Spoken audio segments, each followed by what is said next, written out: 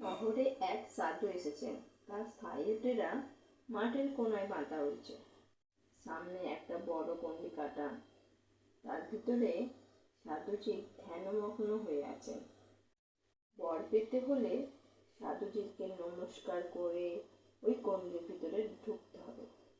মুশকিল হলো, কোনো অসৎ লোক তার ভিতরে ঢুকলে অদৃশ্য হয়ে যাবে। প্রথম দিন একজন গৃহস্থ এলেন, অদৃশ্য হয়ে গেলেন। একজন পুলিশ এলেন, অদৃশ্য হয়ে গেলেন। একজন শিক্ষক এলেন, অদৃশ্য হয়ে গেলেন।